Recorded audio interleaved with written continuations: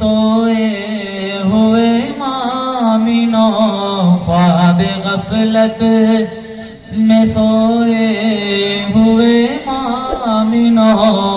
عیش و عشرت بڑھانے سے کیا فائدہ؟ آنکھ کھولو آنکھ کھولو، اٹھو یاد رب کو کرو، آنکھ کھولو اٹھو ذکر حق کا سنو، عمر یوں ہی گنوانے سے کیا فائدہ؟ اپنے رب کو جوانی میں بھولا ہے تو، اپنے رب کو جوانی میں بھولا ہے تو، اور طاقت کے بوتے میں پھولا ہے تو، جب جوانی ڈلے گی تو پچھتائے گا، جب جوانی ڈلے گی تو پچھتائے گا، ایسے رونے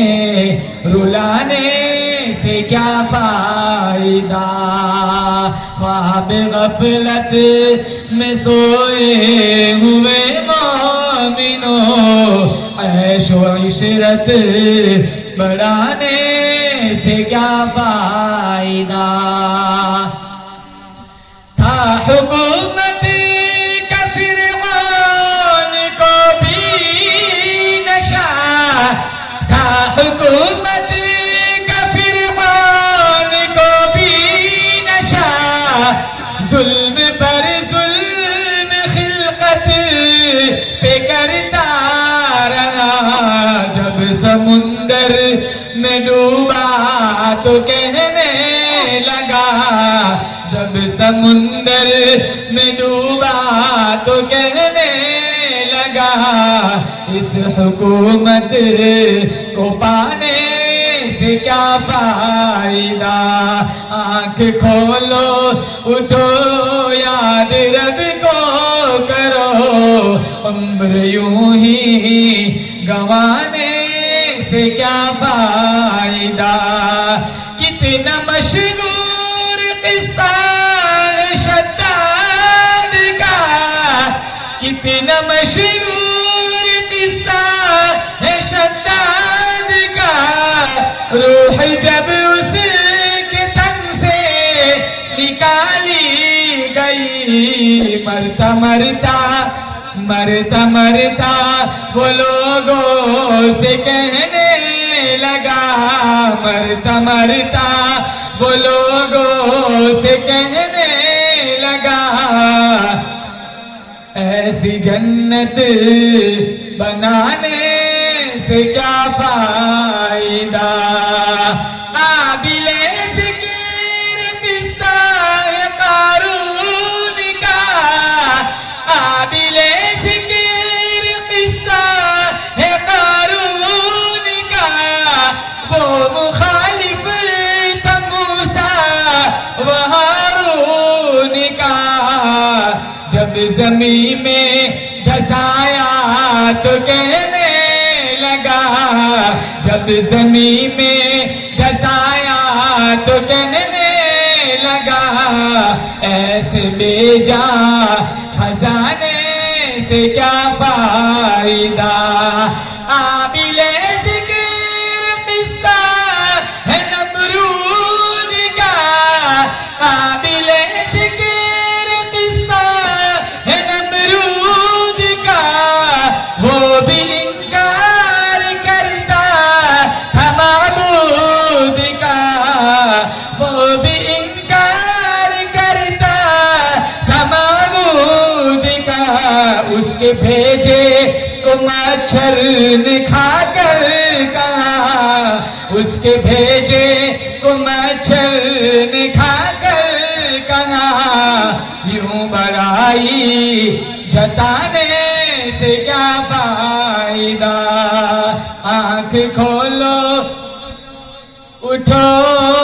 ذکر حق کا سنو، آنکھ کھولو اٹھو یاد رب کو عمر یوں ہی گوانے سے کیا فائدہ اپنی شہرت پہ اسامہ یوں نہ مچل ایک دن دبوچیں گی تجھ کو اجل اپنی شہرت پہ اسامہ یوں نہ مچل ایک دن دبوچیں گی تجھ کو اجل روح کو صاف کر نیک اعمال کر روح کو صاف کر نیک اعمال کر جس نے ظاہر سجانے سے کیا فائدہ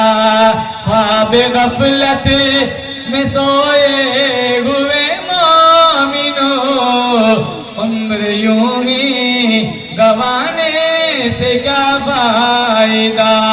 کہ کھولو اٹھو ذکر رب کا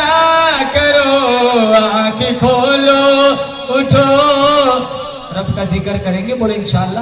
بولو ایک دفعہ زور سے اللہ اور زور سے بولو اللہ بھی بولو ایک دفعہ زور سے اللہ جب ایک دفعہ اللہ کہتا ہے نا بندہ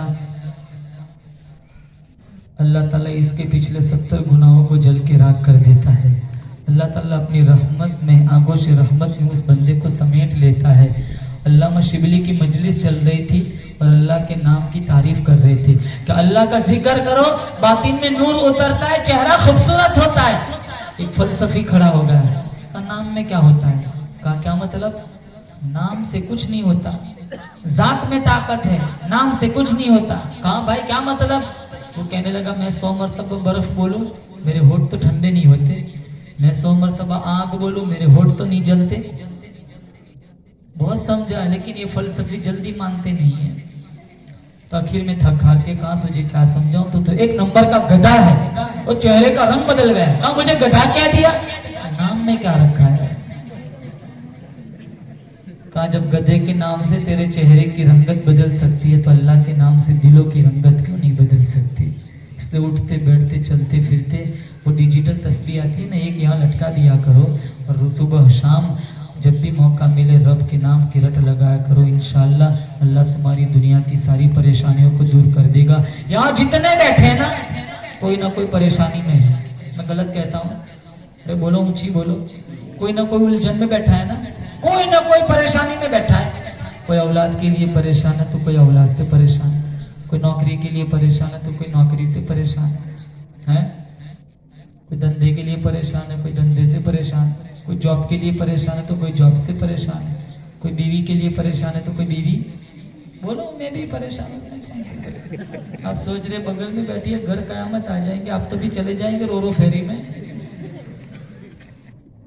کچھ نہ کچھ الجھن میں بیٹھے ہوئے سب پریشانیوں کا ایک ہی حل ہے رات کو اٹھو مصلی بچھاؤ رب کو یاد کرو آنسو بہاؤ اللہ تعالیٰ ساری پریشانیوں کو دور کر دے گا مشکا شریف حوالہ دیتا ہوں جو بندہ تہجد پڑھتا ہے اللہ اس کا قیامت کے دن حساب نہیں لے گا بغیر حساب کتاب کی جنت دے دے گا بولو انشاءاللہ اللہ مجھے بھی سب سے پہلے توفیق دے آپ کو بھی توفیق دے تہجد میں اٹھیں گے انشاءاللہ 5 نمازوں کا پڑھنا اللہ آسان بنا دے گا پڑھیں گے انشاءاللہ تہجد خواب غفلت